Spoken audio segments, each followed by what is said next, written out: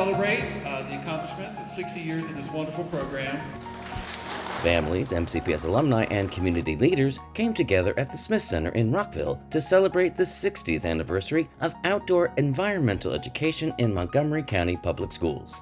Well, I think environmental education has really come to the fore in recent years. The whole population has become more aware of the climate and how important it is. We were just a little bit ahead of our times with it. Can't wait to see what the next couple of years are going to bring us, and it's been a fantastic ride. We've gotten over 20,000 kids outside experiencing the world around them and getting them involved in environmental literacy objectives.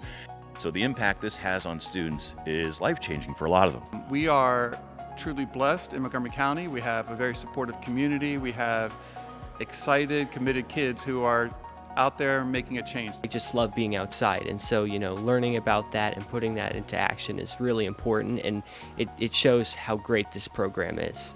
I love this program. I love the outdoor ed program.